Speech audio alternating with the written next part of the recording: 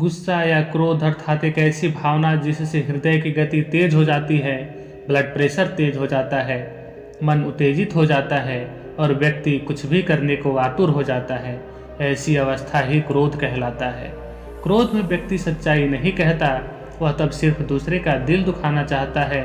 अगर कोई मनुष्य स्वयं क्रोध पर काबू नहीं पा सकता तो दूसरे के क्रोध का सामना करने से नहीं बच सकता। क्रोध की आंधी क्रोधी मानव को एक तिनके के समान अपने अधीन रखती है। जिस क्रोधाग्नि को तुम शत्रु के लिए प्रज्वलित करते हो वह तुम्हें ही अधिक जलाती है। क्रोध से मनुष्य का विनाश होता है, इसीलिए क्रोध को यमराज भी कहा जाता है। गुस्सा या क्रोध में व्यक्ति कुछ भी करने के उत्तेजित या व्याकुल हो जाता है। क्रोध में व्यक्ति खुद को भी नुकसान पहुंचा सकता है और सामने वाला का भी। जब कोई व्यक्ति क्रोध में होता है तो उस समय अहंकार में डूबा रहता है। क्रोध में उसे सब गलत ही लगता है और वो जो कहता है बस वही सही लगता है। कई बार व्यक्ति इतना क्रोधी हो जाते हैं कि मरने मारने पर भी उतारू हो जाते हैं। क्रोध में व्यक्ति ये सब भूल जाता है कि सामने वाला कौन है और अपना भी नुकसान कर लेते हैं, जिसके बाद वह सबके नज़रों से गिर जाते हैं। आगे महात्मा बुद्ध के कहानी के द्वारा समझने का प्रयास करते हैं कि क्रोध पर कैसे नियंत्रण करें और अपने जीवन को कैसे खुशहाल बनाएं। इससे पहले आप सब कहानी में खो जाएं, इस चैनल को जरूर सब्सक्राइब करें। एक समय की बात है, भगवान गौतम बुद्ध अपने शिष्यों के साथ बैठे हुए थे और उन्हें उपदेश दे रहे थे। तब उन्होंने अपने शिष्यों से कहा, क्रोध इंसान का सबसे बड़ा दुश्मन है। क्रोध करने वाला व्यक्ति खुद को हानि पहुंचाता ही है, लेकिन दूसरे को भी हानि पहुंचाता है। वह प्रतिशोध की आग में जलता है और अपने जीवन को बर्बाद करता है। उनके उपदेश खत्म हो जाने के बाद उनके शिष्य में से एक शिष्य खड़ा होता है और उसे बोलता है, तू एक ढोंगी है, तेरी बातें मनुष्यों के रहन सहन से विपरीत है। तू जो भी कहता है उसे अपने जीवन में अनुसरण नहीं करता और दूसरों को यह सब करने को कहता है। जब उनका शिष्य गौतम बुद्ध को उल्टी सीधी बातें कह रहा था तब गौतम बुद्ध ने कोई प्रतिक्रिया नहीं दी और वे शांत बैठे थे। लेकिन ऐसे में वह व्यक्ति और भी ज़्यादा गुस्सा हो गया और गुस्से में आकर उसने गौतम बुद्ध के मुंह पर थूक दिया। इसके बाद भी महात्मा गौतम बुद्ध को गुस्सा नहीं आया और वे शांत थे। उन्होंने अपने चेहरे से थूक को पोंछा और वह चुपचाप बैठ गए। यह सब देखकर उस शिष्य को समझ नहीं आया कि वह क्या करेगा।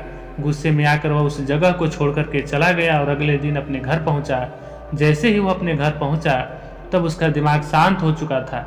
दिमाग के शांत होते ही उसे इस बात का एहसास हुआ कि उसे कितनी बड़ी गलती की है, उसे पाप हुआ है। वह खुद को मन ही मन कहने लगा, यह मैंने क्या कर दिया, मैंने महात्मा बुद्ध का अपमान किया है, ऐसा पाप मैं कैसे कर सकता हूँ, मैंने बहुत बड़ी गलती कर दी, मुझे जाकर उनसे माफ़ी मांगनी होगी। यह कहकर वह तुरंत ही गौतम बुद्ध के पास चला गया, लेकिन गौतम बुद्ध उस स्थान पर नहीं थे। ऐसे में वह शिष्य जगह जगह भटक कर उन्हें खोजने लगा। जैसे ही उसे महात्मा बुद्ध मिले तो उनके पैरों पर गिर गया और उनसे कहने लगा, मुझे माफ़ कर दीजिए, मुझसे गलती हुई है, मैंने आपका अपमान किया है, मैंने अब बहुत बड़ा पाप किया है। यह सब देख करके गौतम बुद्ध ने उनसे कहा, शांत हो जाओ वत्स, क्या बात है, मुझे बताओ, तुम कौन हो। गौतम बुद्ध के यह पूछने पर वह शिष्य चौंक गया।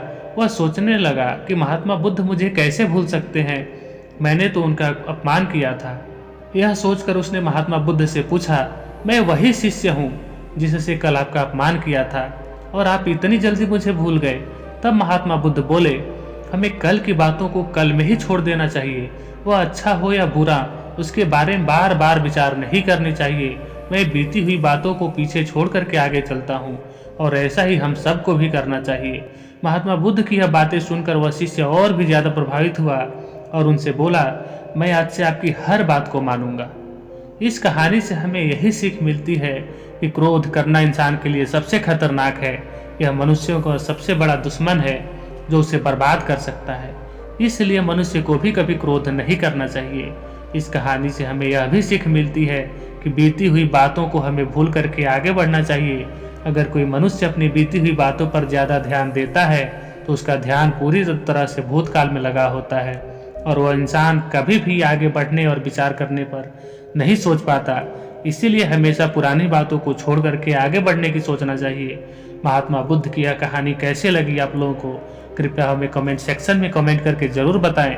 और हाँ, अभी तक इस चैनल को सब्सक्राइब नहीं किए हैं तो प्लीज़ इस चैनल को ज़रूर सब्सक्राइब करें। धन्यवाद।